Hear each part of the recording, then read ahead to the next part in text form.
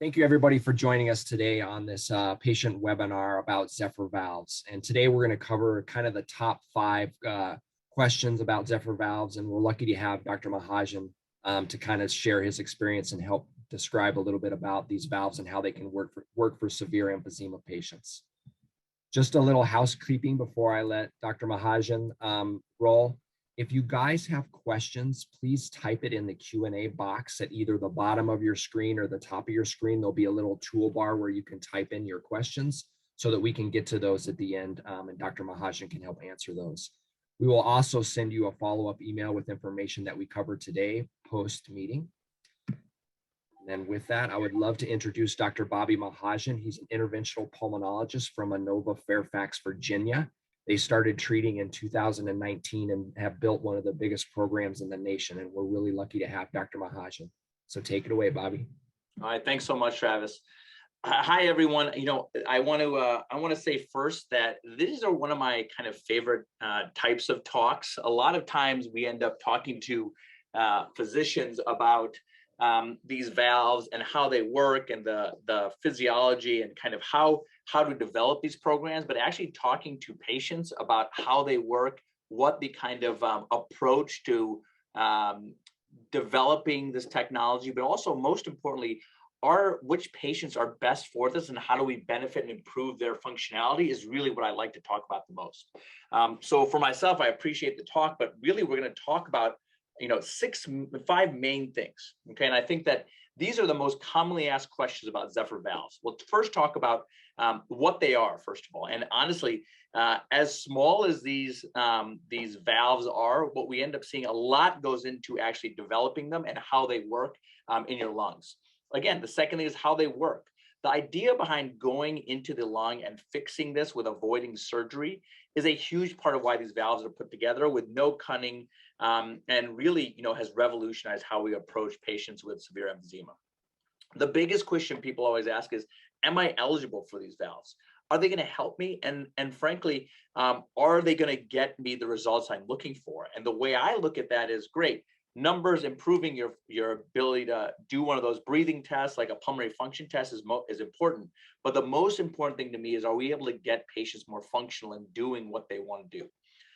The next question is, what is the evaluation process? That evaluation process is, relatively extensive, but really it's not tests that people had already done. From our standpoint, we have to do a lot of work, but for our patients, we really just need a number of pulmonary function tests and CT scans, and we take it from there. And then the last thing is, will my insurance cover the procedure?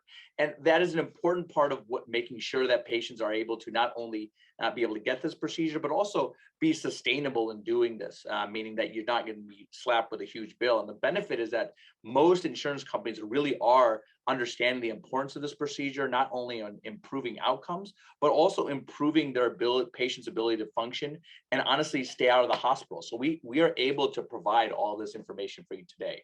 And at the end, we'll go over some questions. And the benefit of this is, again, whatever you guys ask me, I'm going to be completely honest with you. There are some things that patients might not qualify. There are patients that will qualify, but I'm happy to answer any questions, no matter how kind of in-depth or in-depth they are. I'm happy to answer them. So we'll go to the next slide. So I will tell you that I'm not that old, but I've lost more hair than I'd like to admit under this hat. But when I was in training, we were talking about these valves. So this is not a new procedure, although it's been approved by the FDA only about 3 years ago. They've been ongoing for about 15 years with regards to research. And in Europe, they've been going on and doing this procedure for many years with great data and also honestly, great lessons we've learned that we're able to take from the European experience and do here in the United States. So it was proven clinically by the FDA standards, which are a very high standard, to be beneficial for patients in late 2018. And that is when we started bringing it to the United States. More than 25,000 patients have been treated globally. And again, that's from a large European experience. And what we're really seeing, honestly, is that we have the ability to show really good evidence that not only is this helpful for patients, but also it improves their capabilities of functioning on a regular basis. So we're not talking about, oh, this is an experimental treatment. This has been something that's been going on for a long time. And I remember, honestly, as a resident 15 years ago, giving a talk about this very topic, anticipating them being available in the next couple of years.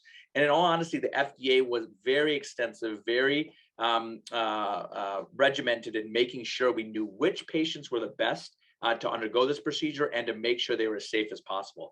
And that's why, honestly, it's taken 15 years to get to this point, because we have good data and we know they're effective and safe. Next slide, please. So what do we have now? And again, this is one of the most important slides we look at. Right now, when we talk about what the treatments are for emphysema, severe emphysema, we look at a spectrum, and that spectrum is from less invasive to most invasive. Now, our less invasive options are really bronchodilators, the different types of inhalers that you use, the different types of steroids that we use, either oral or inhaled. And then oxygen therapies. Now, I will say that oxygen therapy is one of the few things that shows a survival improvement. And that's because, again, it's one of the basic functions that we need in our body. The second thing that we've developed and shown is able to improve outcomes and survival is pulmonary rehabilitation. One of the challenges we look at how we breathe is our diaphragmatic function. Normally, our breathing muscle is our diaphragm. That's the main one. And our diaphragm is rounded, it's bell-shaped underneath our lungs. And what ends up happening is when you breathe, without you even thinking about it, your diaphragm moves up and down. And that up and down motion, without you thinking about it, allows air to come into your chest when it goes down and blow out when the diaphragm moves up. The challenge is that when you have emphysema and you're hyperinflated, overinflated, which I'll talk about shortly, it pushes that diaphragm flat. And as a result, it's not able to move up and down very well. And you have to use other muscles in your chest and your neck to breathe. So it feels like you're at the gym 24-hour days just trying to breathe. So what pulmonary rehabilitation is able to do is able to strengthen the other muscles in your chest so breathing is easier. But again, it doesn't really change your anatomy. It only changes the strength of your muscles. So those are our less invasive therapies, okay? Now we jump over to the other side first before I talk about Zephyr valves. And the two surgical approaches we look at are lung volume reduction surgeries, which is a procedure or a surgery where we go in, make a large incision, and remove part of the lung. Part of the lung or the lobes of the lung which are injured. That allows us to take the diaphragm when we remove part of that hyperinflated area, and it goes from flat to more curve. And as a result, you're able to move easier. So we know with data that it improves function. It's very similar to what we do with Zephyr valves, although the surgery is relatively morbid, meaning that patients who are undergoing this surgery usually have pretty bad emphysema. So to go through a large surgery, to have risk associated with that, with anesthesia, it just is a high risk. And we don't do very many of them in the country because of that high risk.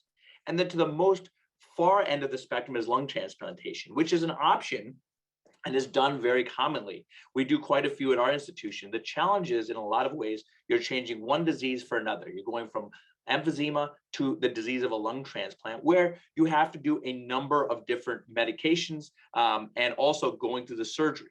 Now, some patients need lung transplant, no question. But really what we will determine is there a minimally invasive option in between the less invasive and more invasive, and that's where we've seen Zephyr Endobronchial valves. Now, that being said, we'll talk about how they work, but they are done bronchoscopically, meaning that you're completely asleep with general anesthesia, and it's done through the inside as opposed to making any incisions or cuts on the outside. And as a result, patients are able to recover from the procedure very well, and typically only stay in the hospital from anywhere to 3 days or so, just as they recover from the procedure. Okay. Next slide, please. So what is a valve? Now, I'll tell you this picture on the screen looks really big. The size of the valve is about the size of my pinky fingernail. And what it does is that it's able to take an airway, block that airway, and it's called a one-way valve, meaning air is able to come out of the lobe of the lung, but no air goes into that lung. And as a result, the lung that is treated, the lobe starts to deflate. It doesn't collapse, it just starts deflating. And it emulates or recreates what we see with surgery of removing that part of the lung without actually doing the surgery. And as a result, the same thing happens. Your flat diaphragm is moving like this. By deflating that part of the lung, the diaphragm moves up again and is able to move more smoothly, function better, and we're actually changing the anatomy of breathing. And as a result, people feel better. The work of breathing is less, and their shortness of breath improves. It's all done through bronchoscopy, which is what I do all day. So we go down to the airway while you're asleep and put these small valves into the target lobe or the target part of the lung. There's no cutting or incisions involved. And honestly, the goal is to treat COPD and emphysema that results from hyperinflation of the lungs. When the lungs get injured from smoking, we don't see that they get smaller. In fact, they lose their elasticity. Lungs are big rubber bands, and when they start losing their elasticity, instead of staying small, they start overinflating and pushing down on that diaphragm. So these valves honestly have changed how we approach the treatment of emphysema. And frankly, they really have given us a new option that we never had before, which is in between minimally invasive and significantly invasive. Next slide. So what is hyperinflation? And this is kind of what I alluded to, is that it really comes down to trapping of air in the lungs. When we end up having injury to the lung tissue through smoking over a long period of time, instead of starting to kind of close up, the lungs overinflate, they lose their elasticity. And as a result, it damaged areas, put pressure on the diaphragm, and there's lack of functionality of that diaphragm. And I think we have a little video to show you, which is very kind of explanatory. So the lungs themselves are supposed to move air in and out. When you see that diaphragm muscle at the bottom is what is allowing it to move in and out. When there's injury to the lung and loss of elasticity, you're not able to get the air out as well. And as a result, the air stays trapped, as you see those red arrows turning around. As a result, the diaphragm gets pushed down, there's lack of functionality, and patients get short of breath. It's like being at the gym all the time. And as a result, when your diaphragm isn't moving well from hyperinflation, you end up using your other muscles. So you do sometimes see people losing weight or getting, less energy because of emphysema. Most of the time, that's due to the fact that they're using other muscles all the time to breathe, and they're using all their energy for breathing instead of their normal activities. Next slide, please.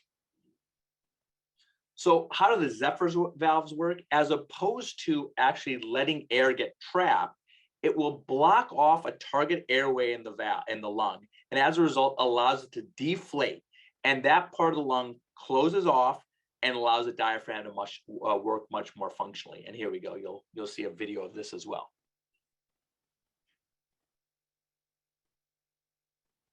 That's one of the valves being placed.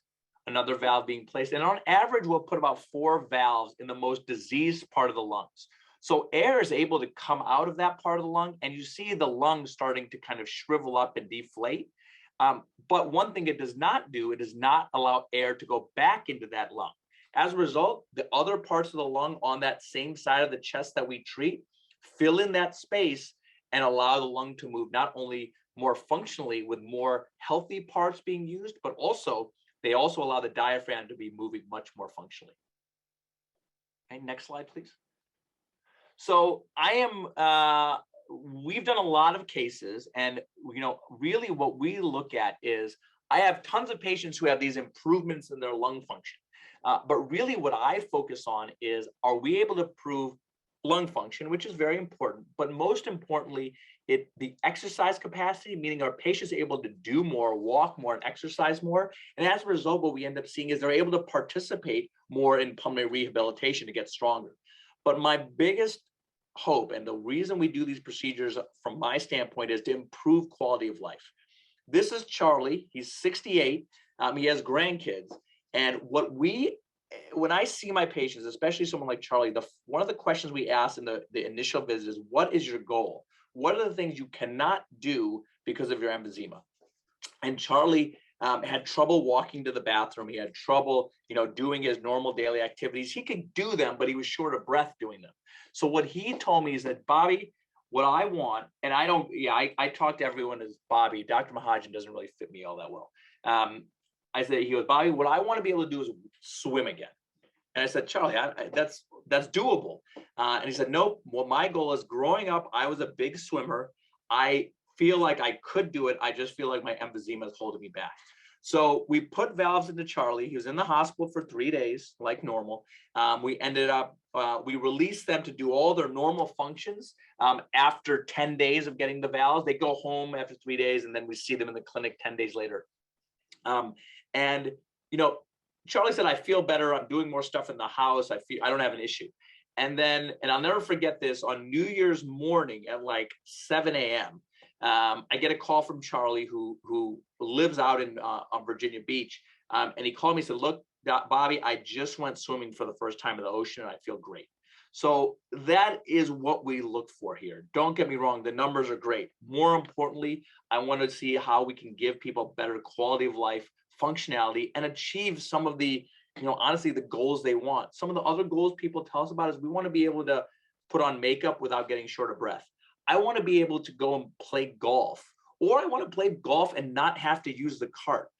The biggest, you know, desire people have, especially with emphysema in our age group, people just want to be able to play with their grandkids without being short of breath. And that's really what we look for with these procedures. And that is really why we do this. So this is what our goal is, to improve quality of life as well. Next slide. So am I eligible? And this is the big question people talk about. And what we want to be able to look at is 3 main things. One, we want to look at the diagnosis of emphysema. Now, a lot of people talk about COPD, emphysema. It's an umbrella term, COPD, for emphysema, okay? But what we want to say is make sure we have a diagnosis of emphysema and really make sure the shortness of breath is coming from that emphysema. And the way we do that is looking at pulmonary function tests. When we have you breathe into those different machines, we are able to get a readout of the amount of air that's trapped in the lung, the functionality of that lung, and the oxygen capacity of that lung. So we need to make sure patients have emphysema before we do this, because we don't want to put valves in or treat someone if it's not going to help them. We want to see how short of breath people are and how often they're needing to take their medications. And honestly, are they limited? What we're capable of? Have we reached our limit of the less invasive approaches? Now, that being said, I will also say that it isn't just for people who are incredibly ill. We have patients who are using medications, who have emphysema and are still functional, but they want to be able to do more, and they know their emphysema is limiting them. And then we look at reduced lung function, or how much you can blow out in 1 second. And we like to see that as less than 50%. The reason we look at these is because we know that if these characteristics are met, patients feel better with our procedure. And we also make sure that these are looked at by a Zephyr trained physician who's able to make sure they're a good candidate. Next slide. So the other question, which is important, is have you quit smoking? And the reason we look at this is not just because we want people to have quit smoking. We want everyone to quit smoking. But we also know that it's an addiction and it's hard to stop smoking. So what we like to do is get patients engaged in our smoking cessation programs, because if people are smoking when they get these valves, or they are still just quitting smoking, the valves are made of silicone and nitinol. And typically, if people are smoking or they just stop smoking, you can produce more mucus.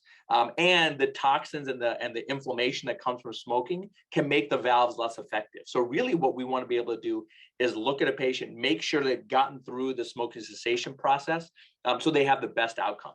And that's why we say, if you see that the valves are an option, reach out to your physician, because honestly, we have a ton of patients who stop smoking so they could get valves. And some people just need that motivation, because again, it is a disease and an addiction. It's not something people just pick up or stop right away. And then a very common question we say is there an age limit to doing this? I will tell you that there are plenty of 85 and 90-year-olds who look like they're 60 years old. So we don't look at the actual number. We really look at your functionality and how well you would tolerate the procedure. So there is no age limit, but again, we try and have a physician who does these procedures on a regular basis assess to see if patients are good candidates, irrespective of their age. Okay, next slide. So who shouldn't have Zephyr valves? Now, I will say that the reason we don't move forward with valves in certain circumstances are because we don't want to do anything in any patient who's not going to improve. And we have data that some of these patients who have these conditions don't improve or they have a higher risk, and we don't want to put anyone at risk. So patients that we avoid are patients who have allergies to nitinol, nickel, titanium, or silicone. Now, that being said, sometimes it's hard to know this, and if people have a history of any of these allergies, we typically refer them to an allergist to confirm this first.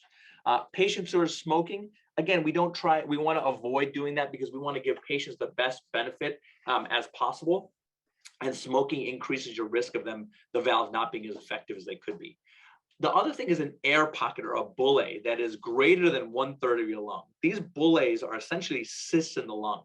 And we know that patients have a higher risk of complications, or they just don't get as good an improvement of their breathing with regards to having a large bullae in their lungs. So again, we want to do things that we have data on showing improvement as opposed to just doing it. And finally, one of the most important things is looking at collateral ventilation. Now, collateral ventilation is really a term we use for connections between the different parts of the lungs. So we have a right lung and a left lung. And really on the right lung, it's made of 3 separate lobes, okay, with an airway leading to it. And on the left side, we have 2 lobes, 1 lobe on the top and 1 lobe on the bottom. The idea behind these valves is to block off the airway to prevent air from going into those separate parts of the lung. The problem is if we block off one part of the lung, but there are communications or collateral ventilation, little pores between the different lobes, blocking off one part of the lung doesn't help because it gets air from the other side, the other lobes. And as a result, we don't get the deflation we're looking for. We don't get the diaphragm movement that we're looking for. And again, there's not improvement. And that's one of the things we look at in this analysis is, do patients have collateral ventilation? Okay, next slide.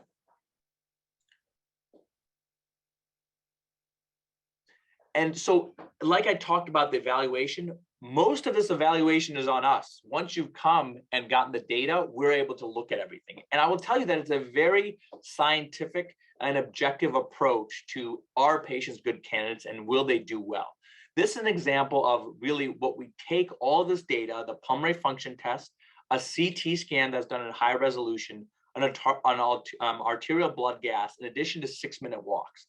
Now, those give us basic information. Some of your physicians may also look at an echocardiogram or a perfusion scan. So don't be surprised if there's some other tests depending on your own health issues.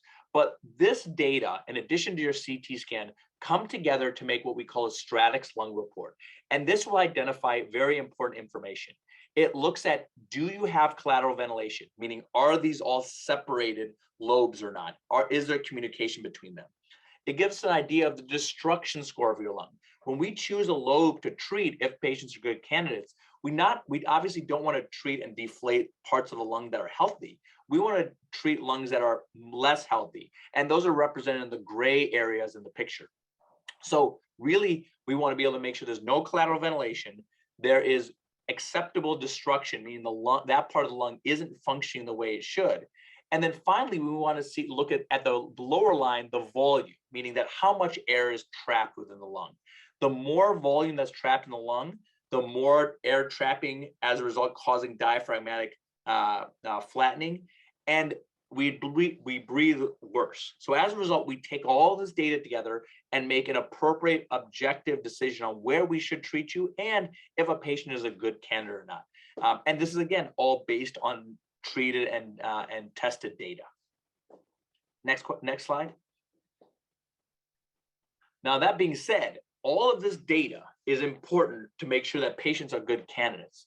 The question is not only are they good candidates or will help patients, but more importantly, the question is, are we going to be able to do this without any concerns or issues with regards to insurance?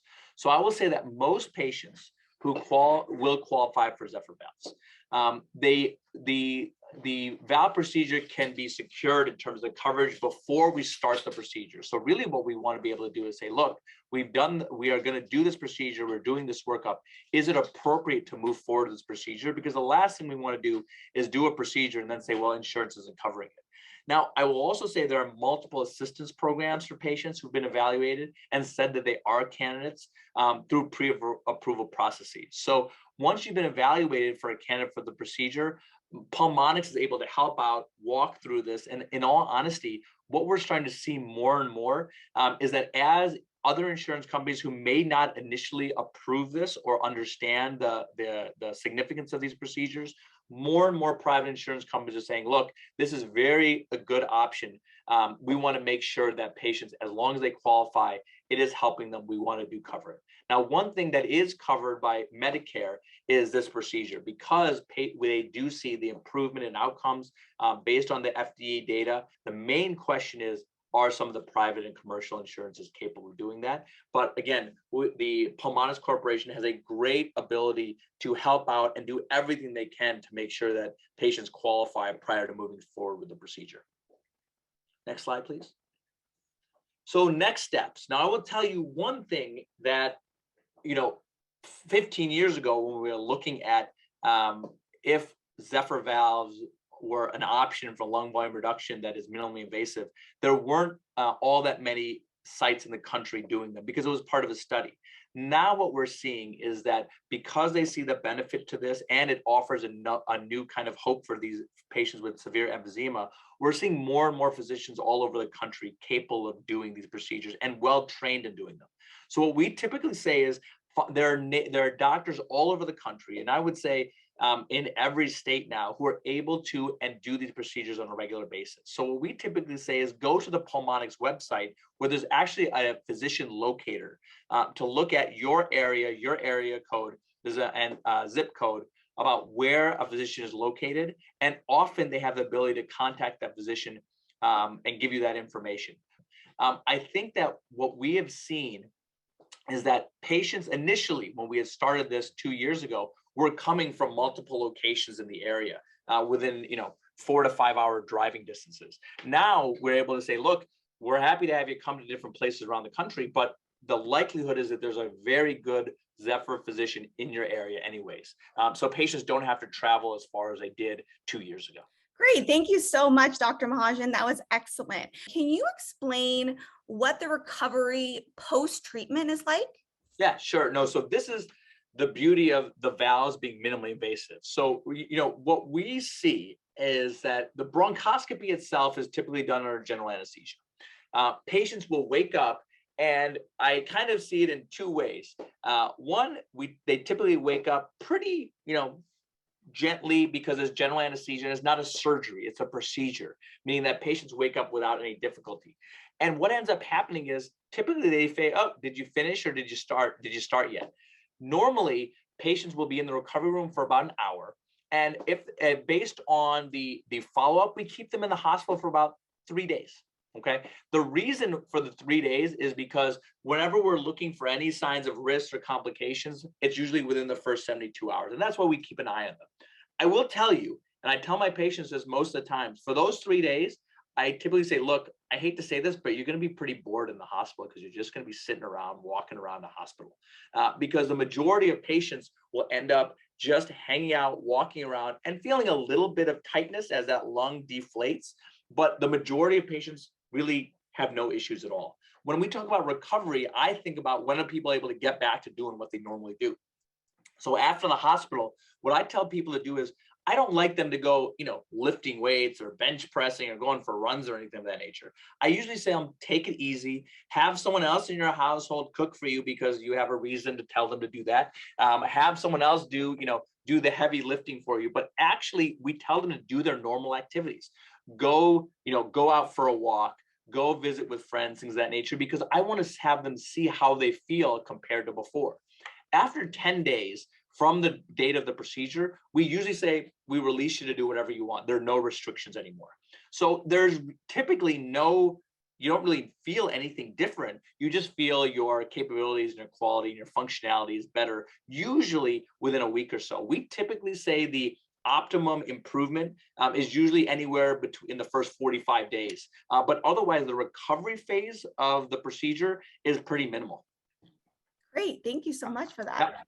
Next question we have here is, what are the disadvantages of the valves? Yeah, so that's a good question. So the disadvantages of the valves are, the main ones we look at are two, okay? One, whenever we have valves in, or we put any foreign body into the body, we always have to make sure that we're taking care of them, okay? So when you have valves in, we always want to make sure that patients aren't smoking anymore. we always want to make sure that they're exercising. So I don't think this is a disadvantage, but we like people to get into pulmonary rehab because they're able to do more. And as a result, they're going to get stronger. So we typically say, look, this is not just, oh, where valves are in and you're done. It is a commitment to making sure that down the road, you continue to exercise. From a clinical and medical standpoint, the two things we worry about are there's always risks during any procedure. There's always a risk of when we put the valve in, sometimes there is what we call a pneumothorax or collapse of the lung after we've placed it. Typically, we put a small chest tube in. Patients will typically be, again, in the hospital for 3 days, or they go home with that tube. Now, that is not uncommon. We see that in about 20% of 20 to 25% of patients, and we don't really call that a complication. Sometimes your lung is just deflating in a good way, and the lung itself that's on the same side has a stretching that causes small injury, and we fix that right away. The last thing that we worry about, and I don't think this is necessarily a worry, more an upkeep, is that sometimes patients, especially who have chronic bronchitis, who produce a lot of sputum, sometimes we do have those patients come back every so often, maybe sometimes anywhere from 6 months to a year, for another outpatient bronchoscopy. Sometimes we do go back and clean out some signs of deflation, okay, or any signs of mucus that are there, and that allows them to breathe better. We're putting foreign bodies in. So sometimes if you have really bad bronchitis, meaning you produce a lot of sputum, we want to bring you back here every so often as an outpatient to clean out those valves, and you go home right away after the procedure. So the main risk, and I'm being honest, is that we worry about any complications, but we're able to fix those complications. And the second part is it's not uncommon that you might have to come back in the future for an outpatient adjustment or cleaning of those valves in the interim. Great, thank you. The next question we have here is, how long does the procedure last? So the procedure lasts, so I'll tell you this, that we have the benefit of seeing patients who were honestly in those trials 10 years ago and are coming back to look at, not only do we do one side, we can also do the other side in the future. So the valves can last for a long time. We have patients that we did at the beginning 2-3 years ago who are doing great. We check in with them, no issues. So what we typically see is that from the European data, the goal is that when we put the valves in, they're able to last 10 to 15 years. There's no true data on in terms of looking at how long a valve will last, but the way they are built, they're able to withstand years and years of breathing, opening and closing. What we are starting to see is that as we're doing these procedures more and more, and also looking at the European data, is that it's mostly common that once valves are in, we talk to our patients on a regular basis, but as much as I like seeing them, sometimes they never have to see us again. So a lot of it is making sure that individuals have different responses to it, but sometimes we do say, okay, after a few 5-10 years, as the lungs naturally kind of degrade, which all of our lungs do, we assess them for getting valves again. But I will tell you, I have multiple patients who were from original studies in the early 2000s, have been using their valves, feeling great, and we see them again for second opinions of possibly getting new valves into the other side because of the fact that their lungs are naturally breaking down, just like everyone else's. Got it. Thank you. All right. Next question here is, my pulmonologist said he thinks you need a special CT scan before any Zephyr valve procedure. Can I get some information on the CT scan for my doctor? Yeah. So special CT, special is all relative. Okay. We do a lot of different types of CT scans.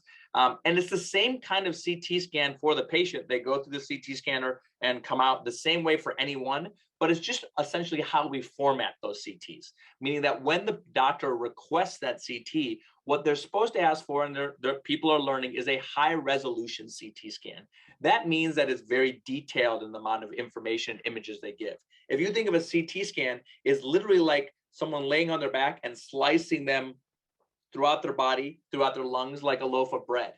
With the high resolution CT scans, they're just thinner slices of bread compared to a normal CT scan. So when we say special CT scan, there's nothing different for the patient. It's just how we format that CT by the physicians and the radiologists. Great, thank you. All right, next one here. This is a specific question, but we have been getting quite a few about really understanding the 6-minute walk. But Yeah. this particular question is, I run out of breath so quickly that walking 6 minutes is almost impossible. Can I still be a candidate? Yeah, so this is a very good question because it's somewhat misleading. The name of the test we do is called a 6-minute walk, meaning the goal is to walk for 6 minutes and see how far a patient can go. Usually what we try and look at for Zephyr valves is we want people to be able to walk usually about 150 feet or so, okay? And the reason for that is we're able to get as much data as possible. And it shows, again, that patients are able to do that kind of basic functioning walking. It doesn't mean you can't get short of breath. You can be short of breath and need to put on oxygen during that walk to get to 150 feet. But again, that is kind of one of the guidelines we use. You don't have to be able to walk all 6 minutes. The idea is that if you look at the walking for 6 minutes, how far someone can go, either by putting on oxygen, either by just taking a break and then walking again, those are all acceptable. Really what we want to assess more than anything is where you start, meaning if you're able to walk that 150 feet, that's great. Sometimes people walk less than that, but they have other way that could be related to arthritis in their knees. That could be related to other things. So it's not a hard and fast rule. Really what we take with all of the data we get for assessment of Zephyrs is not the idea of saying, oh, well, if they don't meet this criteria, they don't get in. The idea of having very specially trained Zephyr physicians is they can take all this data, use their experience and say someone might not meet the exact number, but we know that they're going to do well. And that's why people develop programs as opposed to just doing these procedures. The idea behind a program is experience, walking patients through the right way and making sure that just because they don't make an objective number, they can still possibly be candidates for these procedures. So I know it's confusing a little bit, but really you do your best with oxygen, without oxygen, and then we're able to assess based on your results. All right, great. We're getting close to our time, so this might be the last question. Thank you everyone for participating.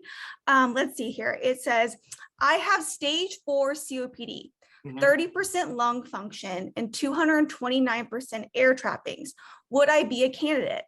So if you just look at the numbers there, okay, you would be a candidate based on a few things. One, we want to be able to obviously see how well you tolerate the procedure, looking at your cardiac function, things of that nature. We'd obviously want to look to see with an analysis of your collateral ventilation. But just looking at the amount of air trapping you look at, which is called residual volume, and that's a representation of air trapping, what we typically want to see, which showing significant air trapping, is a number of 175%. Okay, so anything above 175% air trapping is what we say would be qualified as significant hyperinflation, or your lungs aren't able to expel all that air. So at 229 or 230%, that's well above that kind of threshold of air trapping. So if we're able to deflate part of that lung, your breathing would be much better. So from a number standpoint, from the pulmonary functions, no question, it sounds like you would qualify. But most importantly is we want to take the whole picture together with other data points and say, okay, the initial test showing that your pulmonary functions are eligible, that's great. We know that we can help you. The next question is not can we help you, but are you going to be safe and able to improve from this procedure? So that's why the pulmonary function tests are typically the first screening test, because again, we don't want to do any procedure that's not going to improve patients' functionality. But once we've gotten through that, then we say, okay, let's look at everything else to make sure. All right, just one last question and then we'll move sure. on. Okay, thank you so much. Okay, so this last question, they say, I am on 3 liters of O2 24/7. Do I still qualify? And is there hope I could get off oxygen? Yeah, so the oxygen requirement is not necessarily any kind of contraindication. Most of our patients are on oxygen to some degree, okay? Whether it be anywhere from 1 to 4 liters. And again, this is dependent on the physician. They want to be able to assess you. But a large number of our patients are on oxygen, okay? Now, to some of the data we're looking at right now is, do you have an improvement in your oxygenation after we get these valves in, meaning do you need less oxygen? Our preliminary data is showing that there is improvement, meaning that patients may require less oxygen. The challenge is that everyone's different. Everyone's lung function, heart function is different, which all contribute to the need for supplemental oxygen or needing oxygen by the nasal cannula when you're doing things. So do some people get off oxygen? Some people do. Do some people remain on oxygen? Some people remain on oxygen. Most people remain on oxygen. But the most important thing we look at is that if you're on oxygen still, you're able to do more with the oxygen you're on. And as a result, it doesn't feel like the same kind of, ball and chain, because sometimes we associate feeling poorly with having oxygen on and needing supplemental oxygen. When people are doing more and doing more activities, but they have oxygen on, honestly, it doesn't seem to feel like it's so much of a disease process, because again, you're doing what you want to do and you're able to accept that fact that you need the oxygen more than when you're not feeling well and not able to do activities. Excellent. Thank you so much for your time today, Dr. Mahajan. That was so helpful to all of the attendees we have. Is there anything else you wanted to add before we wrap up with just a few slides and one more slide? No, honestly, what I would say is that, I'm an interventional pulmonologist who sees a lot of patients who have very complicated sick lungs. One of the few things that really provides us with, really reinvigorates us on a regular basis who do these procedures is that seeing that patients improve significantly who get this procedure. And again, not everyone qualifies. We want to make sure that people are going to qualify, and we want to do what's right for patients. But being able to see a patient improve their breathing, doing more of what they want to do, playing with their grandkids, going swimming, that's where we really see the enjoyment in what we do on a regular basis. So that's why you see so many people and so many physicians trying to get involved with this, because we know it's one of the few things that really does help people with severe emphysema. Great, thank you again. No, Travis, can next slide. So if you're interested and you want to learn more about Zephyr valves, dive into videos, see more information about what Dr. Mahajan has been talking about today, you can visit our website at uspatients.pulmonx.com. We'll also put it in the chat for you to click on it from there. You can also call our Zephyr care team. So this number, you can directly speak to someone live, which I know is very important when you have a lot of questions. And they can also assist you in finding a location that's near you to be evaluated. You can also find one by searching on our locator. So there's lots of helpful things you'll be able to find on our website. Also check your inbox. You will be receiving an email with helpful information for you to be able to continue your journey of understanding if Zephyr valves may be right for you. Thank you, everyone, and have a wonderful day. Thanks again, everyone.